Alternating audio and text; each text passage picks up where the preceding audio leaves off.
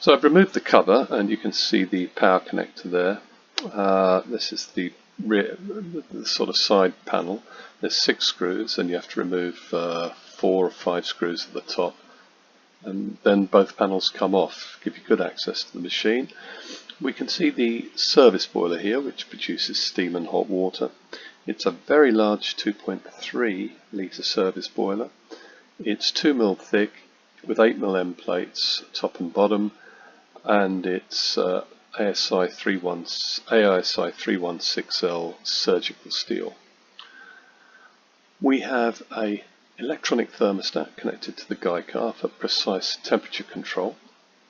Should that go wrong, we have a limit stat here set to 150 odd degrees C, and that'll pop out and disconnect the heating elements if the temperature is exceeded. That can be popped in again, of course, to reset if it went off by mistake. And we have a further safety device here, which is the pressure relief valve, that should the pressure climb above, I think it's 2.2 bar, 2.3 bar, this will open and relieve the excess pressure. Here's the boiler level probe. It's a steel probe, insulated, connect to the order fill box, and that runs down into the water. When the water level drops below the level of the probe, that causes an autofill, the steam boiler, and the pump, or the service boiler, the pump runs and refills this boiler. Lastly here, there's a vacuum breaker. The purpose of that is to open when the boiler cools, so no vacuum is formed within the boiler, so no crap can get sucked up the milk wand. And as the boiler heats, the pressure pushes that up and the valve closes.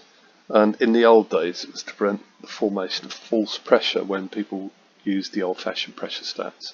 And just see the water tank carrier here and the edge of the display control holder here.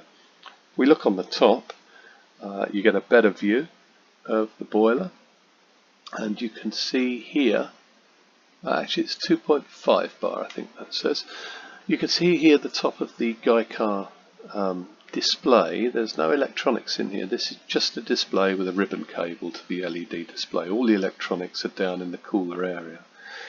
You can get a better view of the water tank carrier and see the little flap in there, which is basically a micro switch on a sprung flap.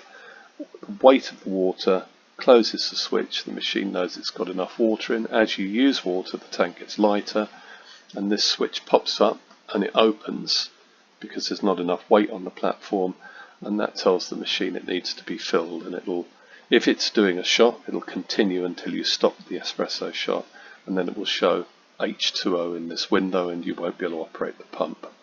And it's just, you know, it needs to be filled with water. Now this front plate is a double front plate. If I go back here, you can see there's one inner layer and one outer layer, so there's actually 2 layers to the front plate of the machine. This whole frame is all stainless steel. There's no cast painted steel in here.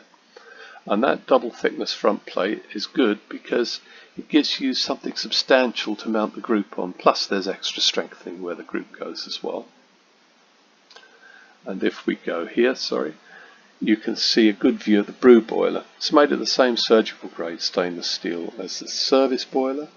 It's again 2mm thick 8mm end plates, very high quality. You've got a limit stat on here that's resettable as well, and a thermostat that connects to the PID for precise brew temperature control. This thing here is what they call an expansion valve. It's a spring and a plunger, and it's set to open at 10 bar. So as the pressure hits 10 bar, any excess water is routed through the expansion valve in a tube and back to the tank, so the pressure of 10 bar on the coffee in the portafilter is maintained.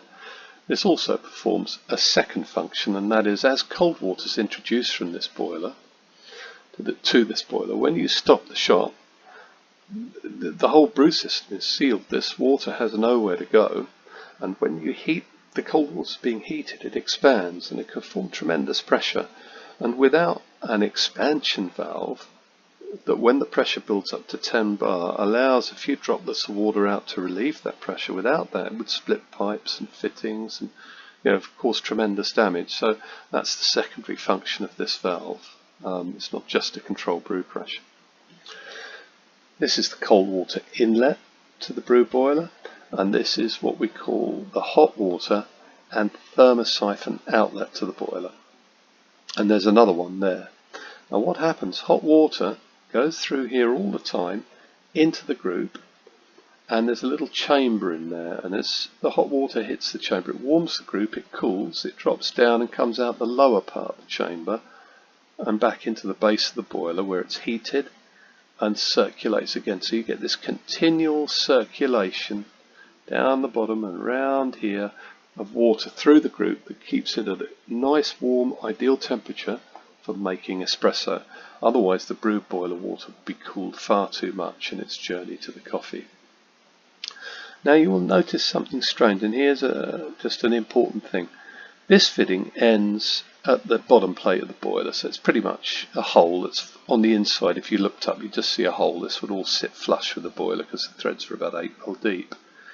This fitting here is larger, and it's larger because I've had it changed so that this pipe is also attached. A small 3 or 4 centimetre piece is attached into this fitting, so it goes down 3 centimetres into the boiler. And the clue is the fitting being larger. The reason that's been done is that any air coming in through via the pump or anywhere else could form a little layer of air in the top of the boiler. If this pipe didn't poke down inside, it would bubble and froth and slow down or even stop the thermosiphon, which would cause this group either to run cooler than it should or cold, which would affect your coffee brew temperature greatly. Some machines incline the boiler, they tilt them over to try and prevent this happening. That's one way. It's not a great way because you only need a little bit of air and it'll still overcome even a tilted boiler.